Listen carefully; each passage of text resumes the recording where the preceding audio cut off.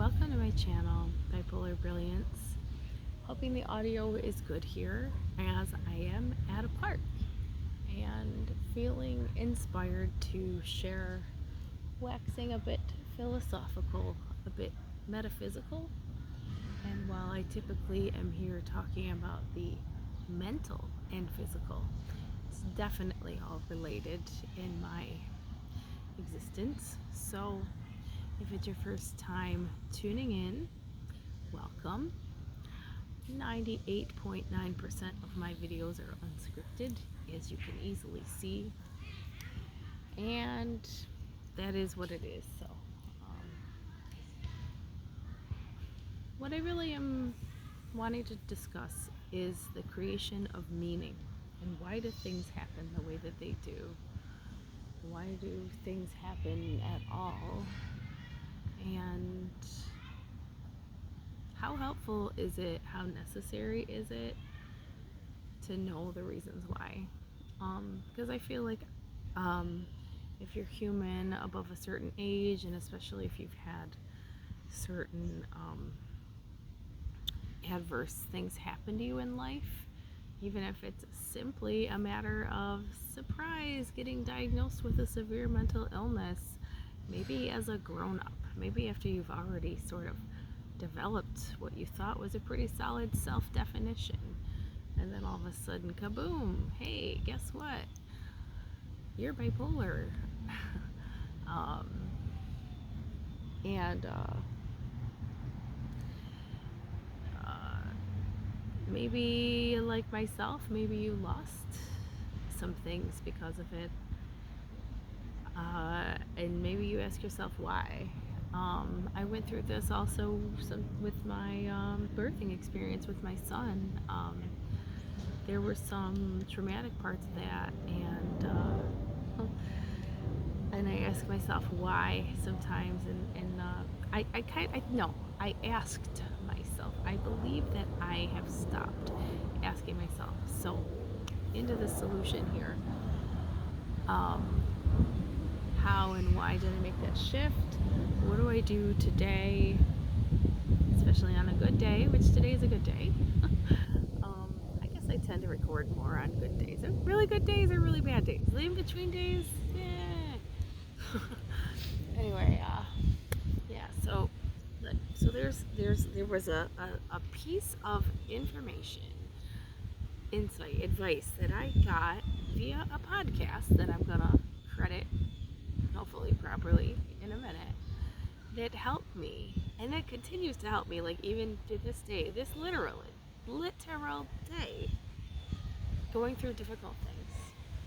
You ask yourselves, why did this happen? Why me? Why did this happen? What did I do? Is there some karmic lesson? Like, I'm a spiritual person, so like I do think maybe sometimes there are things that we set up to learn or whatever.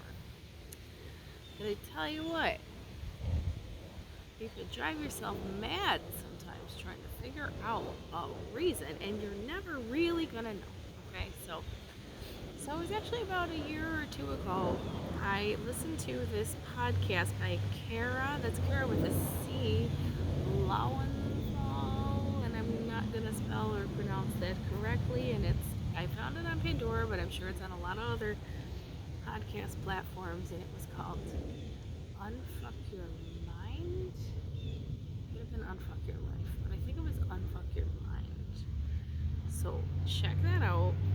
And there's one about like choosing our thoughts, and she said, and this was the woman who makes this podcast, she's like some kind of really left brain sort of professional, like a lawyer, accountant, or something. So she says, I understand that this can be very controversial, that like she says most people will, when they decide on whether to believe something, they ask themselves, is this true? And she argued that the what if you instead asked yourself, is this useful? Is this helpful? Because, and this was a really compelling argument to me, there are many times in life when we cannot know the absolute truth.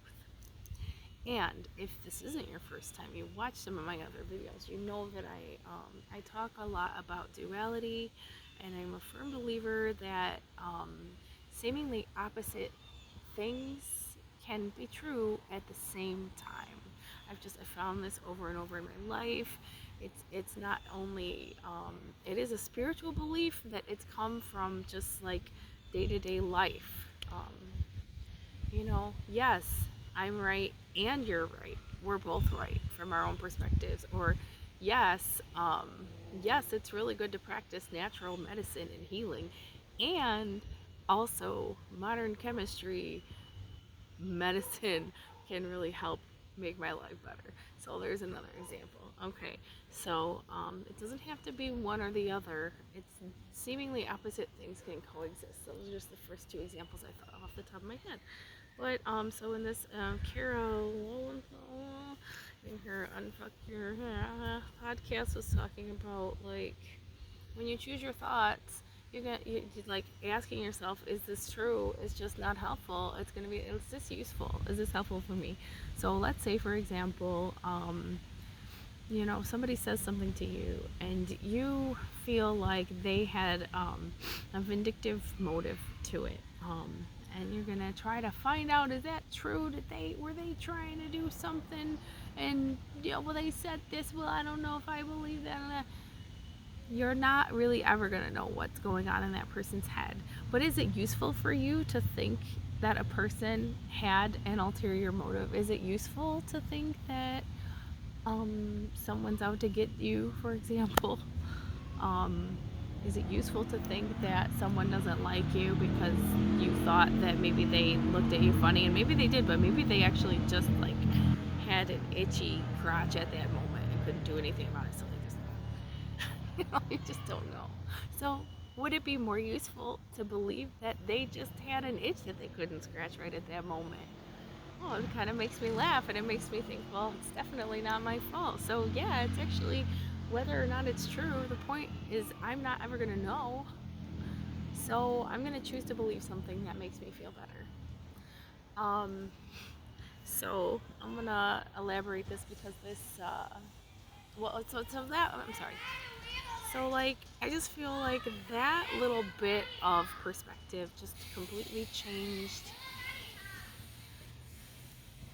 a lot of things for me when I remember to apply that. With my child's birth, I can't know, maybe at the end of my life I will feel like there's some spiritual thing that makes sense, like well, I can also just choose to believe, did it happen because of this or that? Is it just, without getting into too much detail, like we both almost damn near died in the process, and I was trying my damnedest to just do it all like naturally with no intervention and in the water, and it ended up with like an emergency cesarean, like all the interventions. And so that's a whole another rabbit hole.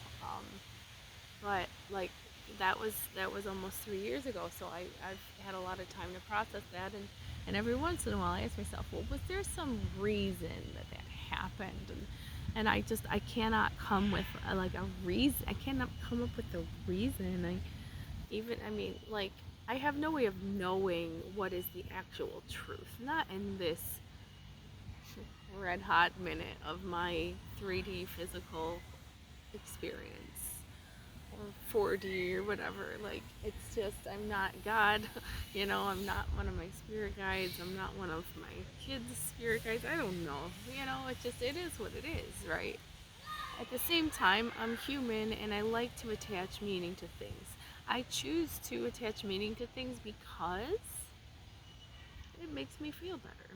Just like I choose to believe in a spirit of the universe because I don't think it harms me, and I think it helps me a lot to believe in a greater good. And I also have my like more, and what feels like evidence to me.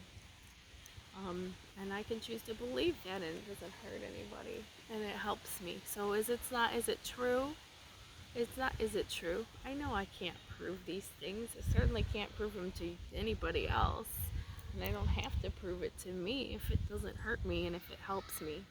So one thing that I can choose to believe, say, about my birthing experience is, well, it taught me from the get-go that I would do anything for my child, like down to giving my life. Um, it taught me how much my partner cares about me.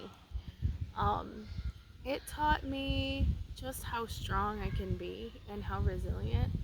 And it basically cured me of my aversion to needles, like IVs or whatever. So since then, I've been able to um, donate plasma, for example, which is actually, you know, supposed to be something that is helpful to a lot of persons, people with autoimmune disorders and things like that, and they give you some money too. So hey, it's a win-win. I would have never been able to, never would have gone through that prior to having been on a stinking IV port for a week at the hospital. Um, Silly as that sounds, you know, every time I have to go get blood drawn or something, which, you know, when you take certain medications, sometimes that can be a lot. I don't have to freak out about it because it's like, no big deal. I even think I could face having a surgery again without too much squeamishness. Not that I want to go out of my way to do any of that. Anyway, so that's just me attaching a meaning to something because I choose to, because it's helpful to me. Let's see. There was another point I was gonna make. Woo! It just went off into space. So as I was starting to film this, I had a bee come over. I had another bee, and I could choose to believe it's totally random. Certainly, maybe I could also choose to believe that because that has been a totem spirit animal, if you will, for me for a few years now. That was a good little like nudge from the universe to go ahead and do this little video today, and not to be a perfectionist about it, and to enjoy this moment, you know, to be industrious and work hard, but also, you know, stop and smell the flowers, enjoy the sweet nectar of life, and don't be overly meticulous about things. So that, to me, that's the message of the bee, which was a spirit for me that came up a lot starting about 4.5 years ago when I first got into long-term recovery from substance use disorder. So again, it's something where, like, it could be, I have no way of knowing if that's true or not, and it doesn't matter. So now I remember. thanks thanks thanks thought energy, for reminding me that so I've never really experienced, which I think it would be scary, like seeing things, hearing voices. I know sometimes that can be an experience for persons on the bipolar spectrum, certainly on the schizoaffective disorder spectrum, and, you know, because of my spiritual beliefs, I also definitely believe that a lot of people, that we have the capacity to be psychic, clairvoyant, clairaudient, and like I've always wanted to develop that more. I've actually had tons of premonitions in my life, usually in the form of dreams. In fact, maybe someday I'll do one just about my birthing experience, because there were some ahead of time dreams there, but I'm not getting into that. But point being, like, that's so cool. And then there's people like, say, Sylvia Brown and, you know, whomever, that, like, you know, they can maybe see and hear things when they're awake, and I think that would be so scary. um, And so I don't think my brain allows me to do that. And I feel like, you know, with like, how would you distinguish if you had, schizoaffective disorder, and or like if you were actually psychic? Like, this is just me kind of going off on a tangent here, y'all. Like, obviously, I'm not really talking about this from the perspective of a medical professional. Just like, anyway, that's just, I guess that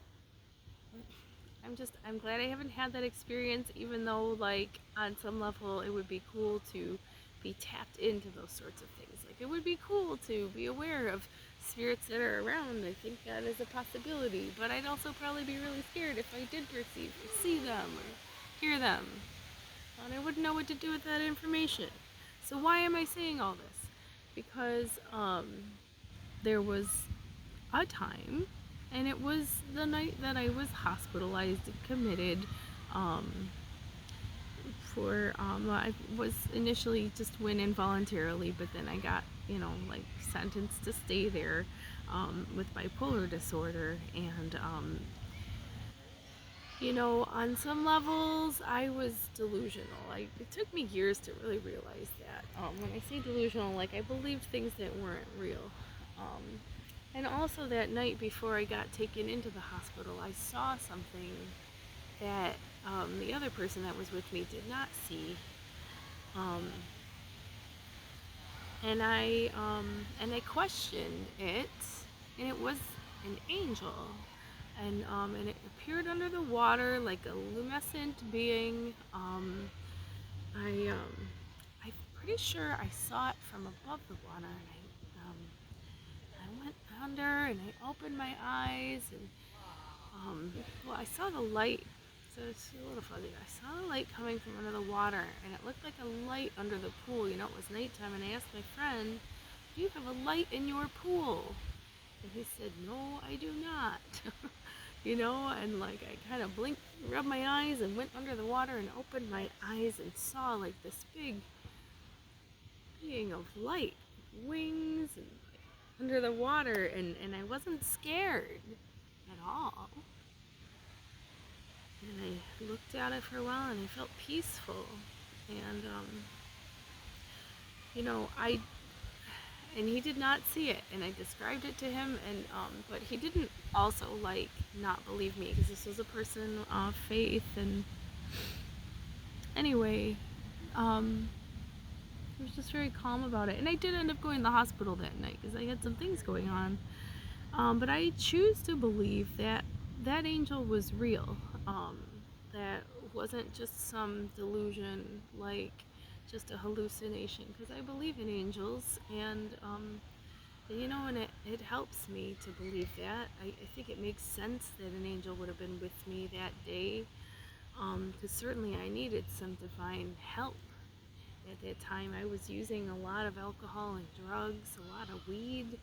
Not a benign substance, y'all. Shit, the strain I got was called AK-47. That should tell you something. Maybe the veil was thinned because of all the circumstances, because of my mental illness and drugs and whatever. Again, all of these things can be true, I think, at the same time. I really do think that those things can be true at the same time.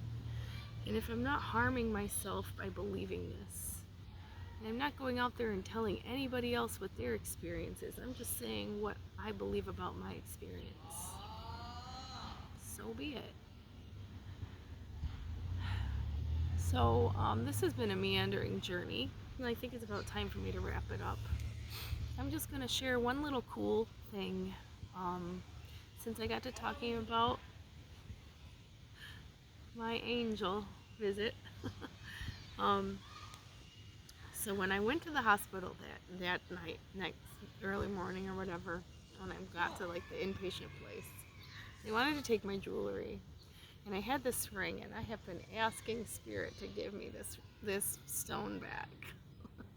Like, come on, Spirit, you can do this. Like, I'm pretty sure it disappeared into another dimension somewhere in the middle of my home about 2 years ago. And so I just feel like it should come back.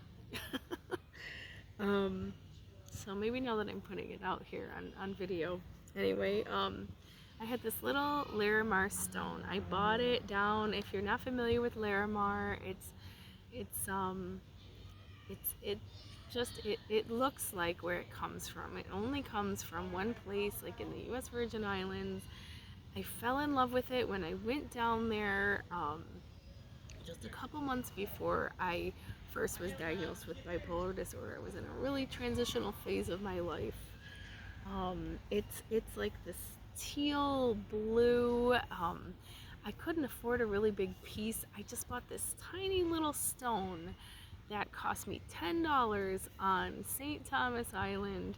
It had a lot of depth to it. Like when you look at it, it looks like the Caribbean Sea, and I love the water.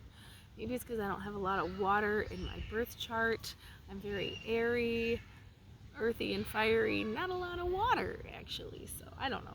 Whatever. It's just beautiful. It's beautiful. And it was very calming to me. And I would wear that everywhere. I wore that everywhere. I'd look at it and just feel calm, right? And so I never had been locked up before. Never in a psych ward. Never been since either. And so I was like, what do you mean? Like, okay, it's one thing I can't wear heels or, have a scarf or whatever. Like, I was all high maintenance with all that stuff, Bobby pins. I probably had 50 bobby pins in my hair the way I did my hair back then. And then they wanted to take my ring, and I just about flipped the fuck out. Because that shit kept me calm. I know it's ironic. And then the lady that was trying to take it from me, she was trying to talk me into it, and she had this big rock on her finger, and I was like, why don't you take your fucking ring off? Well, plus I also didn't trust them, and I didn't know if they were going to give them back. I was also like manic. But I was like, this helps me stay calm. I need this, and I eventually gave it. I had to give it up. Basically, it was you had to eventually surrender. I knew it wasn't gonna be a choice. So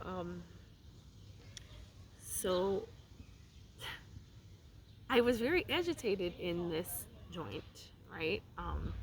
The state that I was in, non-medicated, kind of strung out from a phase of, alcohol and drug abuse, and then kind of withdrawing from that at the same time. Yeah, you can withdraw from cannabis.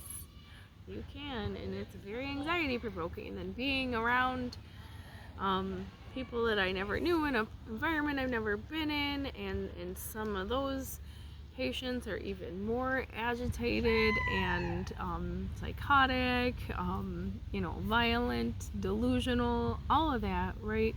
So I'm super anxious, and I remember there was a part of the floor that was like, it looked like the Larimar. Actually, it was like teal with like this depth to it, and I ended up standing there and feeling calmed. So that was nice. And when I got out, I got my ring back, and I wore it all the time for years. And there's more. That ring, I've got so many stories. If you've been on this channel, you know this. But that ring actually has a lot of other interesting stories too. But point being, I didn't really get into the meanings of crystals and things like that until a few years later. And then my aunt bought me this book called The Crystal Bible.